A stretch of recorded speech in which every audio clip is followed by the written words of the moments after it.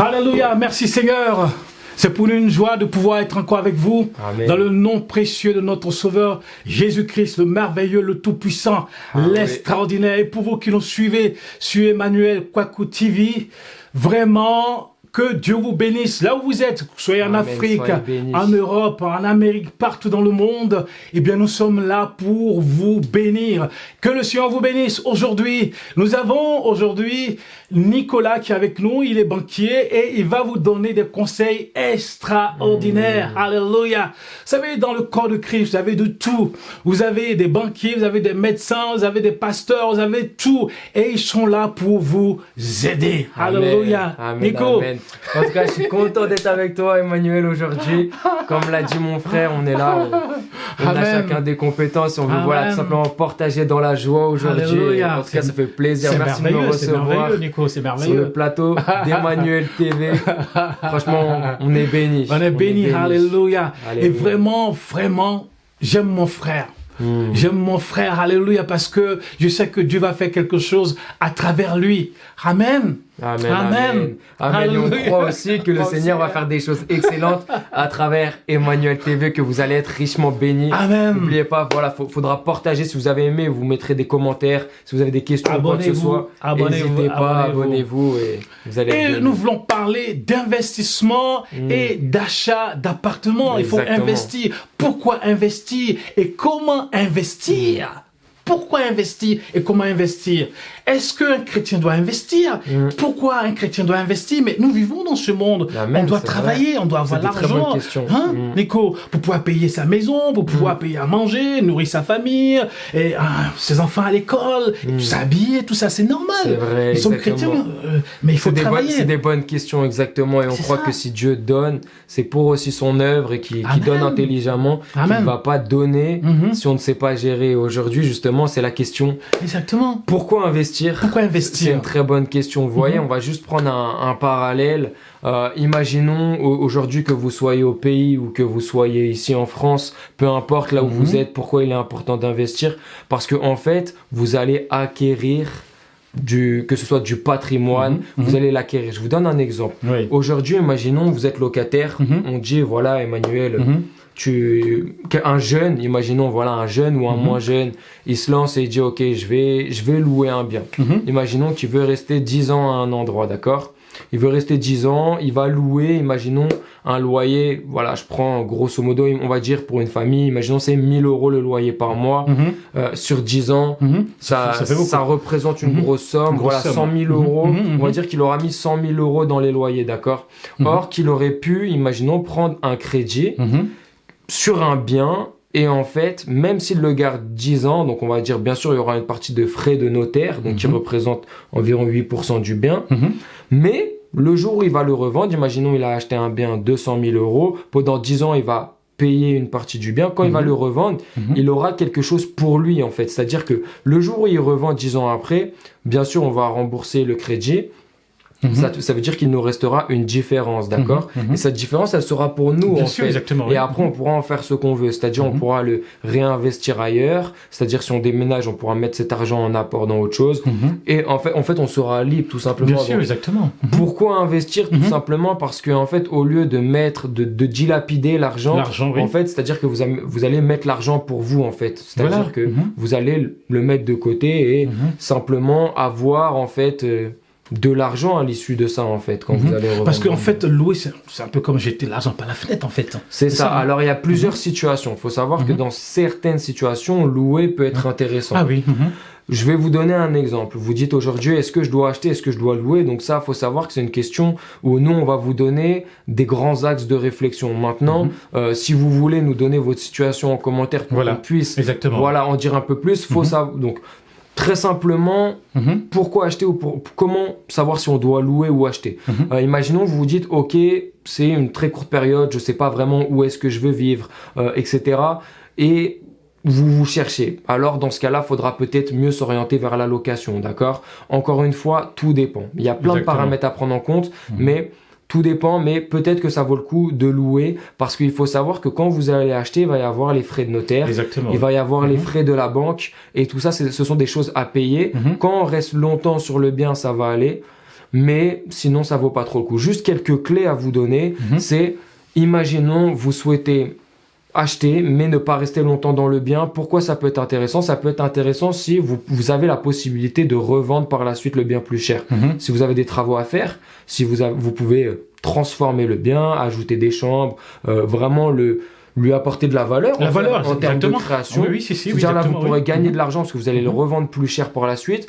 Ou alors, imaginons qu'il puisse être rentable. Ça sera le sujet d'une autre vidéo. Exactement. Comment, voilà, avoir un investissement on en fera plusieurs, rentable. si c'est possible, on fera prochainement. Voilà, si tu veux, voilà, on fera une série. Oui, mais s'il est rentable, c'est-à-dire que rentable, en fait, c'est tout simplement que vous dégagez un cash flow, c'est-à-dire que quand vous le mettez en location, par la suite, il vous rapporte de l'argent. C'est-à-dire que vous payez le crédit, vous payez votre taxe foncière, vous payez tous les frais liés au bien, si vous le mettez en location par une agence ou autre, voilà, et au moins que ce soit à l'équilibre.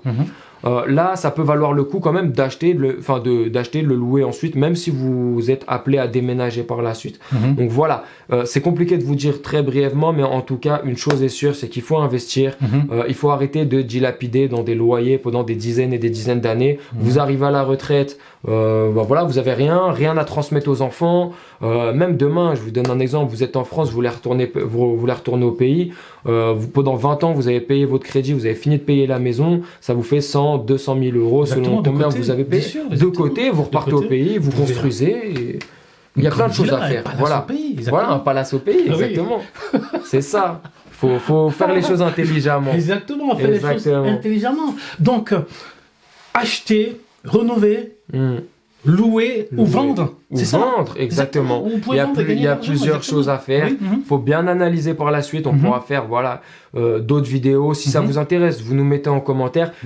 C'est plus une initiation aujourd'hui de vous dire pourquoi le mindset, vraiment, pourquoi il est important d'investir. C'est important d'investir. Chaque fois j'en parle avec mes frères africains, mais beaucoup ne comprennent pas cela. Tu vois, on est chrétiens, nous prions, le Saint-Esprit nous aide, mais comme tu dis, le mindset, il faut que notre mentalité, il faut que ça change. Il faut que ça change. Exactement. Si tu passes toute ta vie ici en France, parce que certains disent, on va rentrer au pays, mais tu as passé toute ta vie ici. Exactement. Mais tu as fait une location pendant 20 ans, 30 ans, 40 ans. C'est sûr. Mais c'est de l'argent que tu as perdu. C'est ça. C'est de l'argent que tu as perdu. Alors que tes enfants vont grandir ici, ils vont faire leur vie ici, il faut leur laisser quelque chose. Exactement, ça vous servira à plein de choses en fait, que ça soit à donner à vos enfants, à réinvestir l'argent autre part. Voilà, au pays ou ici, comme ils veulent. Et vous savez, il y a quelque chose aussi de très important, c'est de se dire en fait, c'est l'argent de la banque que vous allez faire travailler, c'est pas votre argent en fait. Vous allez activer un levier et ce levier, ça va être la banque. Et c'est le sujet justement numéro 2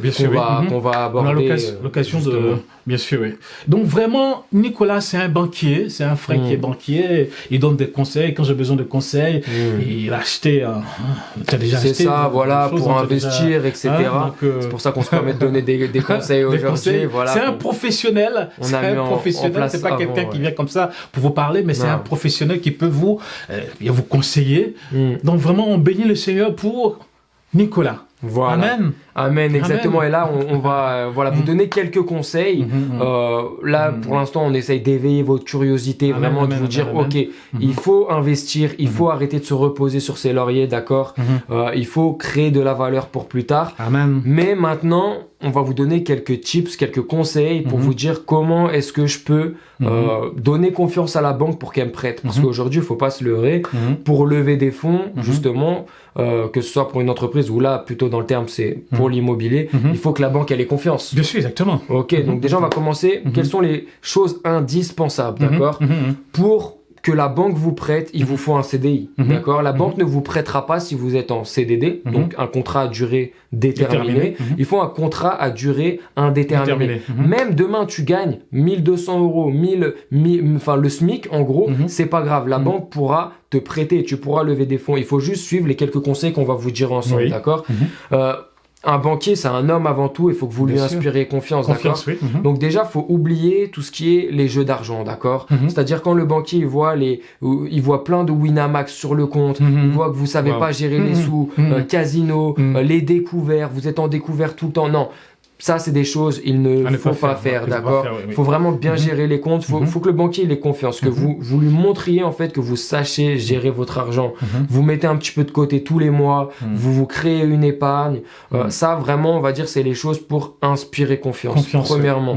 Deuxièmement, il faut éviter, voilà, tout ce qui est crédit parce que, en fait, le conseiller va calculer votre capacité, d'accord, d'endettement.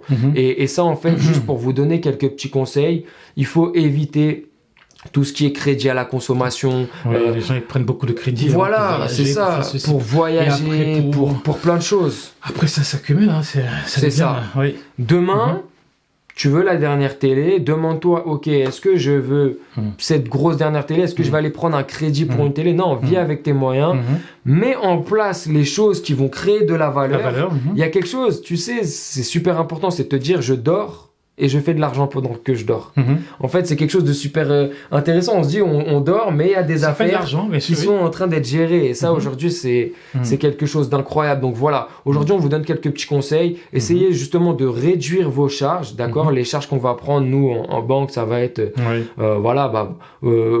si vous avez des crédits, si vous avez une pension alimentaire pour les enfants, enfin voilà, on va prendre tout ça en compte. Mais vraiment, là où vous allez pouvoir gérer, c'est justement de diminuer les crédits. Il faut, quand je parle de crédit, c'est tout ce qui est la consommation pour les télés, pour les il faut oublier ça c'est des mauvaises choses. Il faut vivre avec ses moyens et il faut justement inspirer confiance à la banque et mettre un petit peu de côté, arriver avec un dossier stable. Et après, voilà, après, on vous dira d'autres conseils par la suite. Très bien. Merci Nicolas. Donc aujourd'hui, c'est pourquoi investir, pourquoi acheter sa maison.